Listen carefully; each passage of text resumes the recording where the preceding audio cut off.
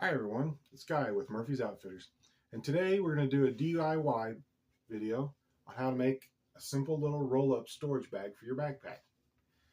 This one here I've made big enough to fit an Algene bottle in, just as an example. You can make this bag any size you want, and I'll show you how to measure to figure out what size you need. You just drop your item in, roll it up, and it has a tie string to wrap around and secure the bag.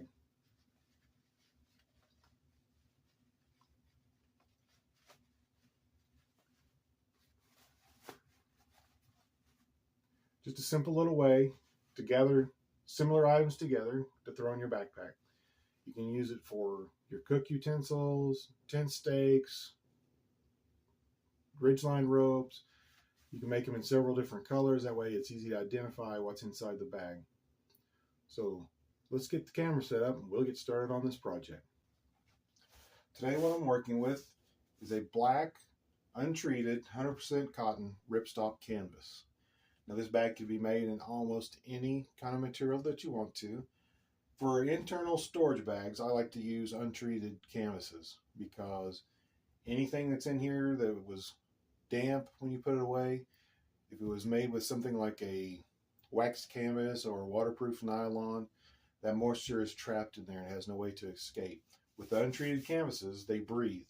So let's say you put some wet guy line ropes in here. They will breathe and they will dry out even inside the bag. It will take longer, but it will happen, and that helps prevent mold and mildew. So I prefer for my organizing bags to use untreated canvases or untreated nylons, just for that reason.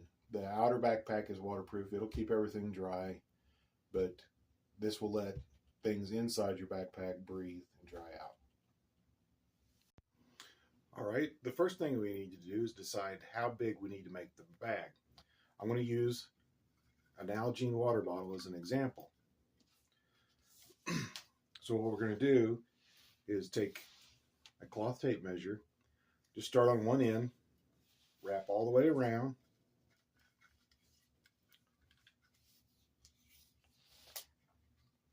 and see how big the object is. Now right here you can see I'm just a little bit over 22 inches, so let's just call it 23. And what I do is I take that number and divide it in half, so we end up with 11 and a half. And then I'll add an inch so we have a little bit of slack in the bag so that it's not a super tight fit. And then we'll also need an inch and a half for the seams. So let me write that down. 11 and a half plus 1's 12 and a half plus another inch and a half is 14. So we're cut our fabric 14 inches wide. Let me write that down so I don't forget it. Now we need to determine how tall we want to make the bag. The way I do that is I take the same tape and I wrap around the side of it. And here you can see we have just a hair under 12 inches. I'm going to call it 12 inches. Now I take that and double it because I want to go around the bottle and then I want to have some extra that sticks up. So we're going to write that one down. We need 24 inches, and then we also need 2 inches, 1 inch on each end to make a hem on it. So 24, 26 inches. So we need a bag that is 14 by 26 inches. Piece of fabric that big. All right, let me get the fabric out and we'll mark that out. Okay, I've got my fabric laid out here.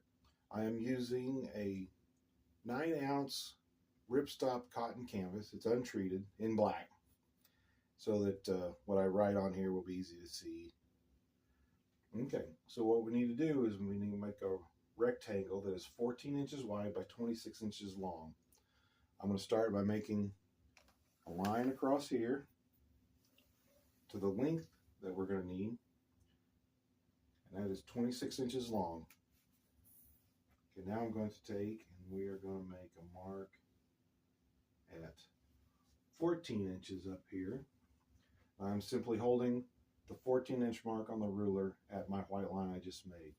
Then we'll come over here and we'll do the same thing. We'll come up 14 inches from the line, make us a mark, And then I will usually take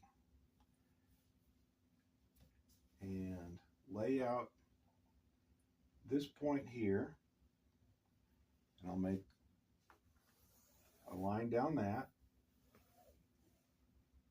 till it comes to 26 inches and make me a mark there. And line up the 2 marks there. Make a line down like that.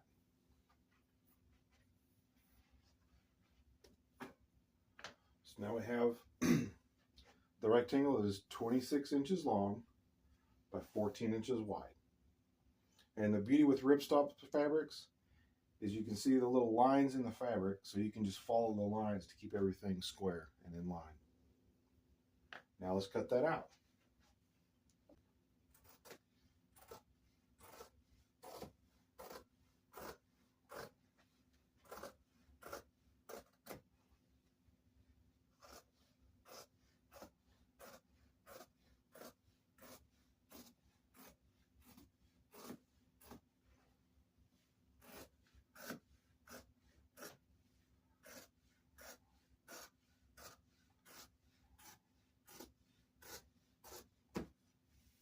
There we go. Let me get this fabric put away. We'll get back at it. Now that we've got the fabric cut out, we'll need to make the hems on the ends. And you don't need to have one of these cutting mats with the grid laid out on it, but it sure makes it a lot simpler. First things we're going to do is roll over a 1/2 inch on the end of the fabric, then roll over another 1/2 inch, and then we'll pin it. Now I just use regular old binding clips because they last long and they're easy to get on and off.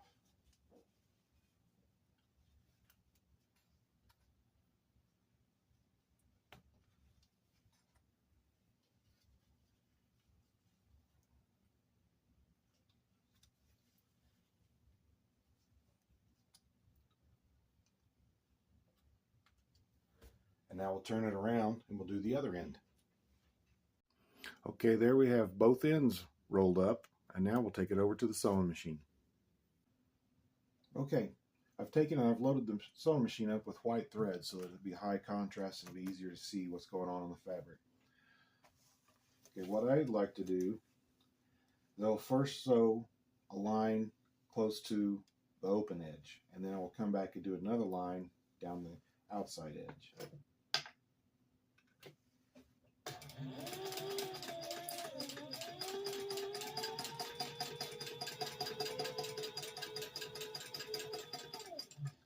I just pull the clips off as I go along, just like that.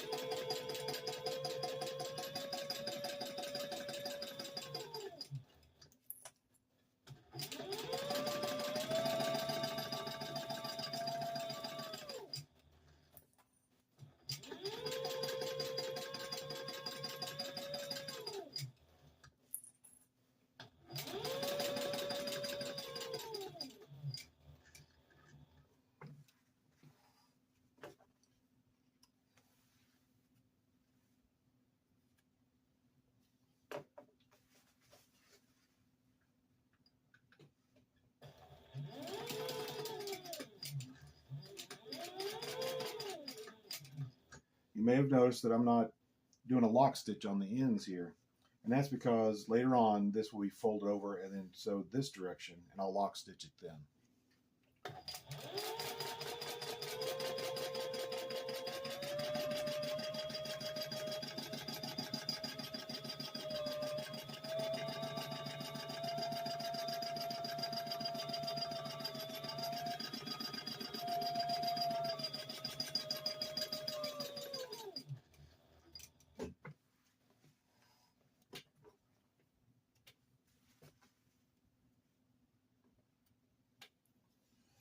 Okay, now then, I'll turn this around and I'll do the other end, and then I'll get right back with you. Okay, now then I'm done sewing both ends, and what we're going to do next is add the closure cord. And what I've done is I've just taken a piece of number 12 bank line, 24 inches long, then taken on one end and tied a knot so that it won't pull through, and then we'll put it on there. Okay, I've located the center of one edge. This is on the inside where I've rolled over to the inside. Then we take our string, just lay it on top of there, and then we'll sew back and forth over the top of the string several times.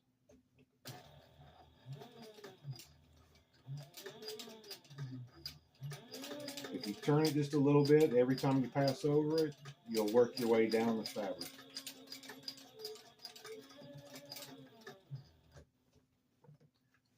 Okay.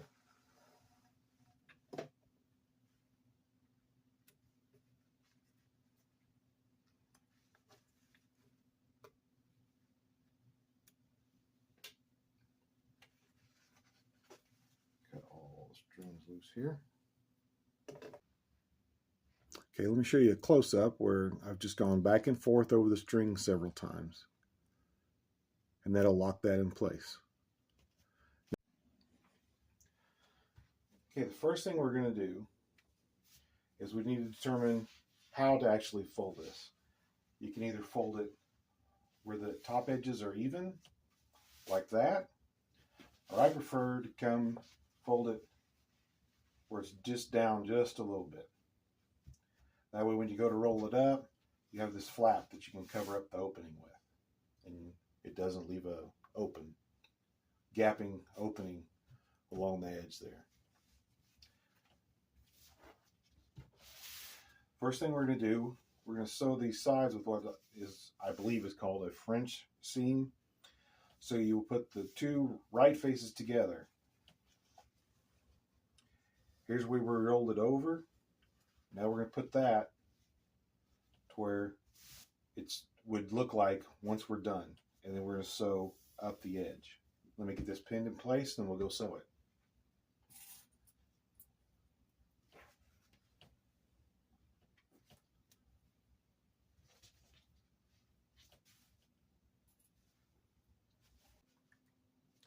Okay, we're going to sew down both sides with 1/4 inch seam allowance down the sides. We're going to start here where the one edge is folded shorter than the other.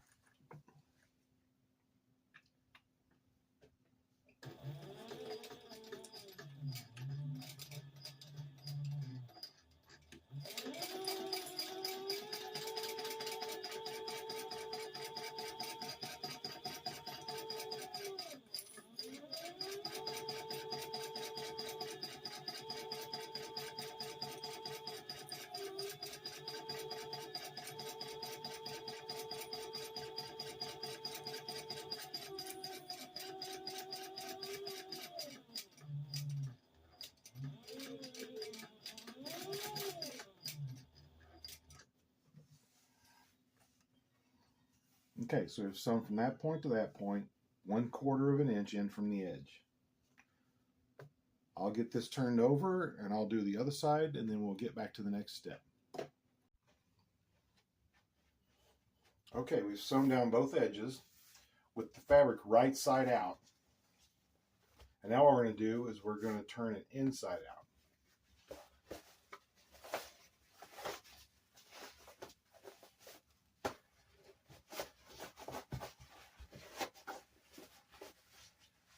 And I use, this is just an old tent pole, fiberglass tent pole that I've stuck an eye bolt on the end of it. And I just use that to get the corners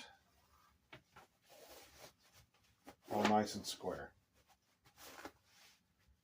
You can use just about any kind of long, skinny piece of material to do that step. And then what we need to do is make sure we press this seam out. And we're going to clip it again.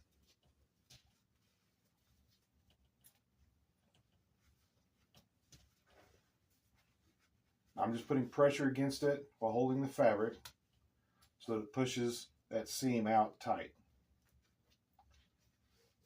We'll do that all the way up to there.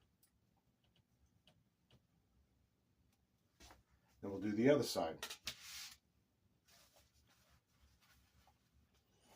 Then now what we're going to do is we're going to go over to the sewing machine and we're going to sew down the edges again, but a 1/2 inch in. to close up this seam.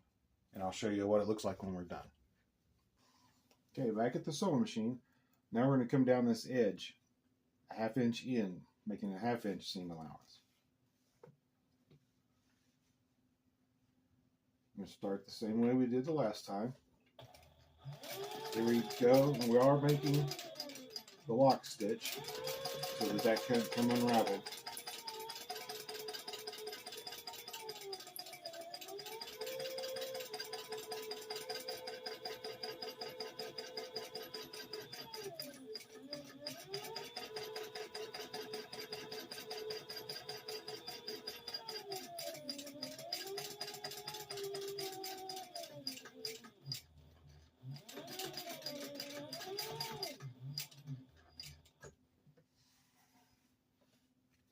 So now we've made another line of stitching that's a 1/2 inch in from the edge. The first one was a 1/4 inch. Now this one's a 1/2 inch, and that leaves that raw edge in between here. I'll get the other side and then we'll get back to it. Okay, the bag is still inside out. We've run stitching down each side, 1/2 inch in from the edge. Now we're going to turn it back right side out.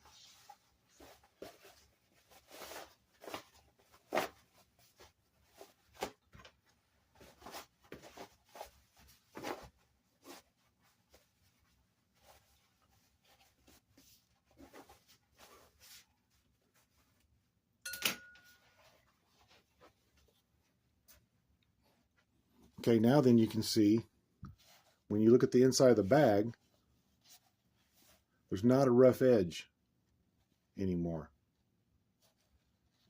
Just a smooth seam right there. It's a small detail, but to me it makes a difference. But we still need to finish up this top edge of the fold-over flap, and we'll get to that right now. Okay, now what I like to do on these fold-over flaps is we will just take and roll this over 2 times, just a small amount,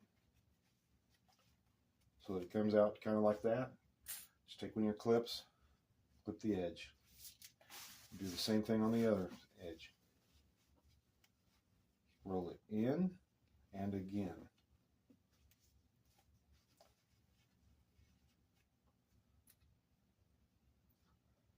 And clamp it in place. We'll go back to the sewing machine and we'll sew these down. Okay, we're back at the sewing machine. We're going to sew down the edges of the top flap.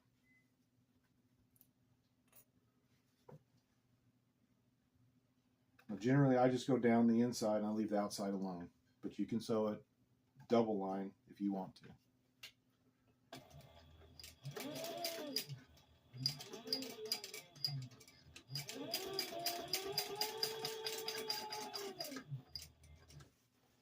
Now when you get down to the edge to where the opening is, you can just pull this open and just continue the inside just a little ways,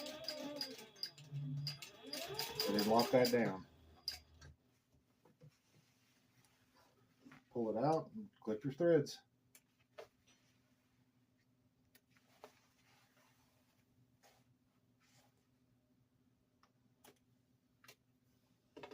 Now then when I do the other side, I just go the opposite direction. Pull the opening open like that. Stick it in the machine where I want to start.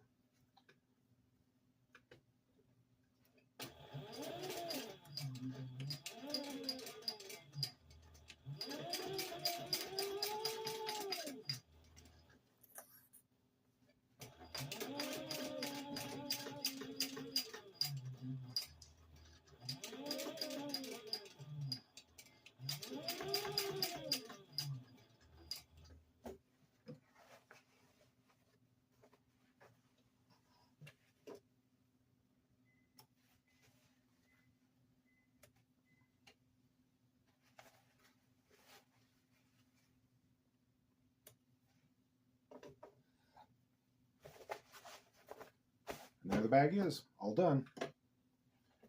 Let's go back to the sewing table and we'll show it off. Now here the bag is all done.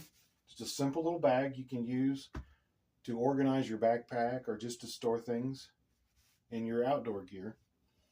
This was made to fit an Nalgene bottle, and as you can see, the bottle easily fits in there. And this is just a roll-up storage bag, so you just roll it up, take your cord around it, and just slip the cord like that, and it'll hold the flap down. Super simple. Roll this up, drop it in your backpack, and if you're using it to store, say, like a fire kit, then it keeps all of your things together. Or if you're using it to store your kitchen utensils, drop them in there, roll it up, and they're all contained in together. Very simple project to do, and it's always satisfying to use things you've made in your adventures in the outdoors. Thanks for stopping by. We'll see you next time.